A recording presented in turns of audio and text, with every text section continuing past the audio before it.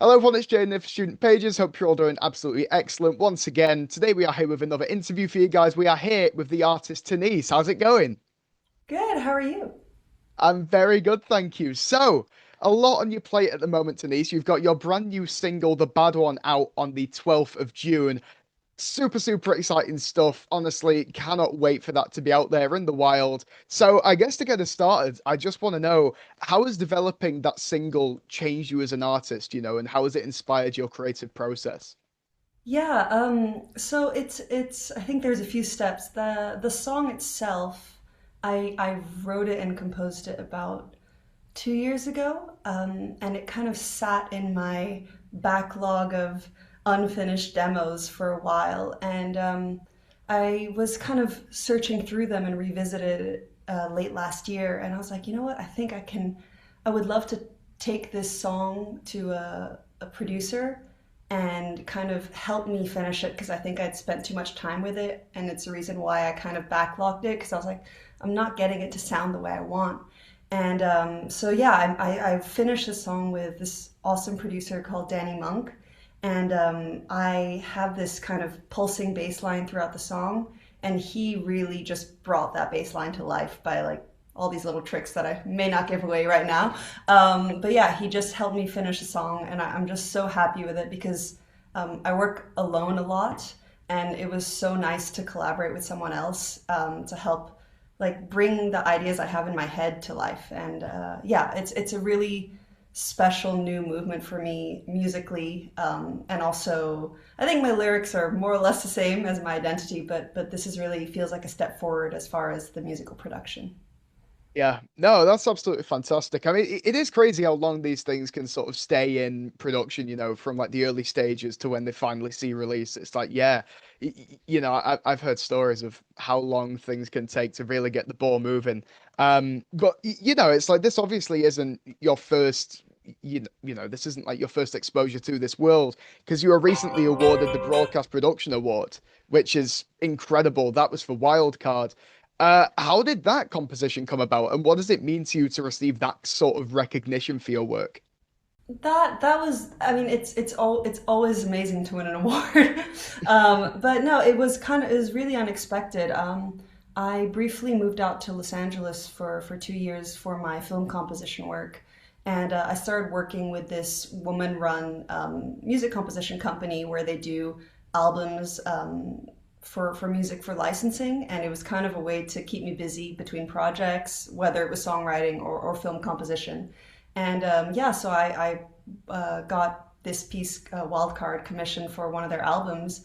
And yeah, we won this broadcast production award, which was amazing. And yeah, I have a little statuette in my studio, so very proud of that. And yeah, it's always nice to be recognized.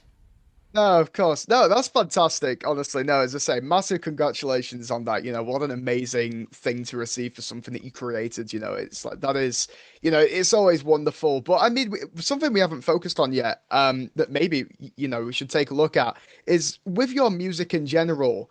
What would you say is the general inspiration? What would you say sort of is the genre of your music, and what do you think makes it stand out? Ultimately, I guess what makes my music stand out is I just try to be honest to what the song is trying to convey, and I try to put that into the music as well. So I think that's the film composition part of me, is that my songs, the production of my songs can vary quite a lot depending on the message of the song because I want the music and the sounds to match the lyrics. And I think that's why, on my EP from last year, you'll hear that I have everything from like a more orchestral, textural sounds in a song like Child in the Empty Forest, that's a bit more of an abstract song, to something a lot more synth pop like Turn Off the News, because one is very confessional, very direct, and one is a lot more of an abstract interpretation of the lyrics. So I think in that sense, it stands out by being quite varied. Yeah, no, of course. I mean, not everyone has just sort of one, I think not all music artists conform, if you know what I mean. It's like, it's like you guys like to play, do new things, see what fits depending on what vibe you're trying to get across, what message you're trying to get across. So, no, I think it just shows, multifaceted talent. I think it's, I think it's fantastic. So, What is your relationship with music in general? How did you get here? How did this all begin for you? And sort of what begun the passion?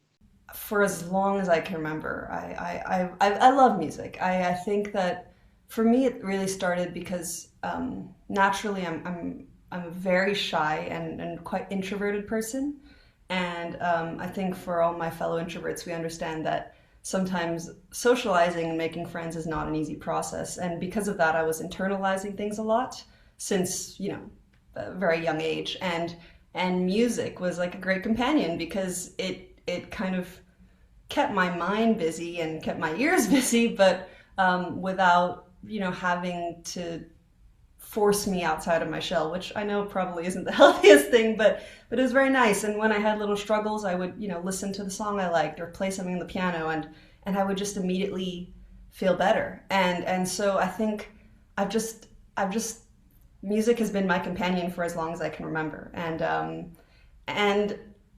I can't imagine my life without it. And also because of that, not only listening to other people's songs, but sometimes I just need to get something out that I maybe didn't have the perfect song for. And that's when I started composing, because I was like, I need to come up with something to kind of put into sound how I'm feeling right now. And that started from, very young age, maybe 6 or 7 years old. I started learning the piano at 5.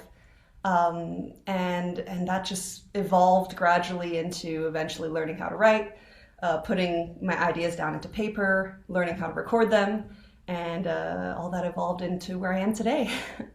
Yeah. No, I mean, that's great. I think it is fascinating how music can be personified. It really can feel like this force of nature that's there with you as you go on in life. I think no matter where you are or what you're doing or how you feel at your current stage in life, there's always a song or two, right? That you really feel and you really say, you know what, I actually think that's perfect for me right now. So again, to now be able to contribute to that world, what a special thing for, it's that is amazing. And something I'm curious about actually is, as you've gone into this world and developed this career in music, what has been the reactions of the people around you, like friends and family? How have they reacted to the fact that you've taken this step? Yeah, it's a bit of a mixed bag, to be honest. Music and like all art forms is so subjective, and I think good friends are honest, and I appreciate that. And so, I'll just start with my immediate family. Like my brother's favorite song, my dad's favorite song, my mom's favorite song from my recent releases, they're all different songs. Like no one has a strong favorite. And for me, which is great, because as I bring it back, like it really highlights, I guess, the variety in my music, and how it also shows that like everyone connects to songs differently. Like this, my brother's favorite song is Kid, from my release, but because he's kind of going through that phase in his life, whereas like my parents, they don't really get it. So it's I love that, like some people love some songs, some people have no connection to some of my songs, and that's fine. But as far as going into a musical career, I'll say like when I told my parents that I wanted to study music in university, my parents weren't over the moon about it. They would have preferred me to go into like maybe. I mean, I feel like no job is safe today, but a safer field of study. And I really had to convince them that I was like very serious, that I wasn't just trying to play pop star or something. That I love music truly, and I wanted to study music composition and theory, and I took this job very seriously. And I think having to prove that to them actually forced me to take it more seriously. And I was no longer playing pretend and just doing doodles on the piano, but I really studied and took a really like clinical approach to music. And I think that made me a better musician. So I appreciate all the tough love I get from the people around me. Yeah, no, that's great. I think I'm sure you'll agree. There is definitely you can sort of understand and lament with the fact that it's like yes, it's a very difficult industry to break into. So it's like you're the parents of someone, you're naturally going to worry about them and say, oh, how stable is this? But evidently, equally, there's so many routes with it. Like you said, you've done composition work, and now you're developing solo stuff. There's always several avenues you can go in any industry. So I think the fact that you've managed to balance all of it is really something incredible. I think it's great. In fact, it sort of brings me on to something separate actually, in that I don't know what your relationship is with like the online space and when you release music to the public, but if you've ever received any sort of not backlash, but any bullying or attempts at people pointing fingers online, how do you sort of deal with that, and how do you funnel those voices out and focus on more positive things? Yeah, I mean, I, I'd say the any I've never received backlash because I don't think any of my songs are that controversial. But yeah, I'd say more on social. Sometimes, you post something and someone will just find it necessary to leave a mean comment, like, this Hmm. sucks, like, go away or something. I don't know. Yeah. The worst things that I will not say right now. But, it's hard. Everyone's like, oh yeah, just ignore it. But it is hard to ignore. And it's like it comes from a place of pettiness and childishness that you should ignore. But yeah, I think it's hurtful. Like bullying is hurtful when you're a kid, right? And it feels unnecessary. Yeah, I tend to just like read it, let it upset me, and then I kind of digest and then do something else. Like I'll turn off my phone or my social media for a while, and I'll just go back to my work. And I think the fact that I can keep working and keep myself busy keeps my mind from lamenting over nonsense like that. Hmm. No, yeah, absolutely. It's the right way to look at these types of things, because ultimately it's going to happen no matter who you are. Yeah. Because that's just it's the online space that we're living in at the moment. So I think the fact that you have such a great process at looking at those things is really positive. In fact, one thing I'm curious about with your music is, have there been any real life scenarios that you've found yourself in, or anything you've gone through in life that's made its way into your music? And do you see it as an outlet for those things? Oh yeah, for sure. I think, I write all my own lyrics, so not every lyric that I've written is directly from my own experience, but I think I also spend a lot of times, talking to friends and family, and definitely I sometimes get inspired by other people's experiences. And sometimes someone will say a sentence to me, I'm like, wow, that is like such a deep sentence. I think I could write a whole story around that. And so it kind of inspires these concepts in a lot of my songs. But yeah, there's definitely things I've lived through. I think, speaking of the new single, the bad one was, an experience. As I said, I wrote it 2 years ago, an experience I had with a breakup where it was like, I thought it was a perfectly amicable breakup, and then next thing I know, through the grapevine, I found out I was being accused of all these things that I'm quite sure I didn't do.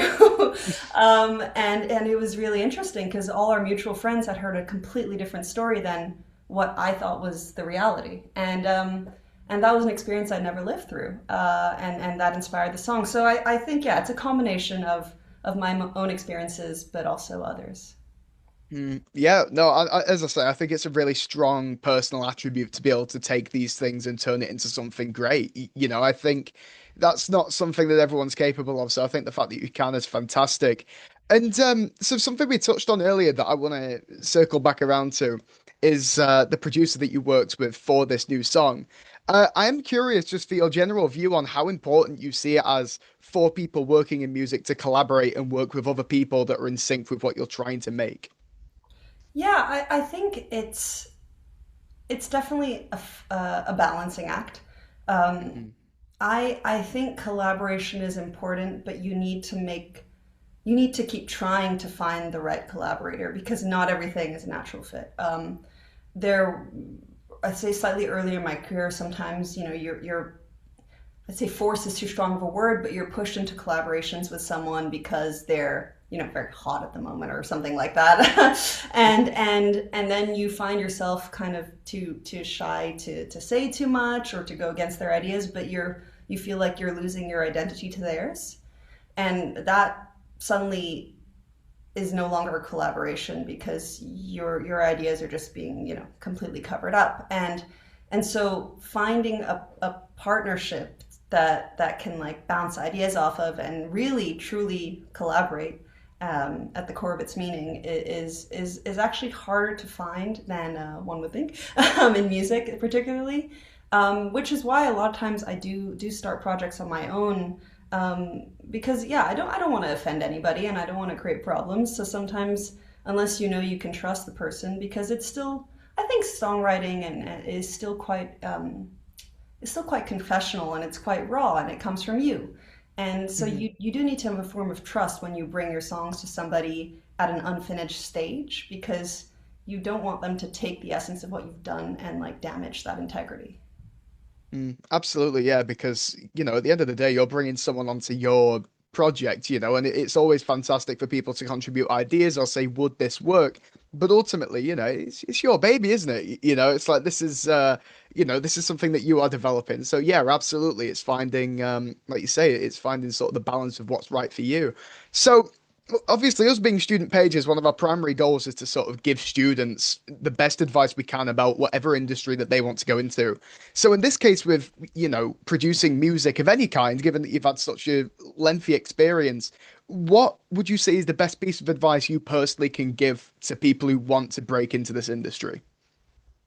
Yeah, I mean, I wish I had one really handy piece of advice or some kind of secret that was really gave everyone answers. I think that, as far as being a student goes, I know I went back to do a talk at my university, and it was my professor asked me to do that mostly because a lot of music students were actually considering, dropping out of the program 1 year, 2 years in, because they're like, actually, I don't need a degree. I'm doing music.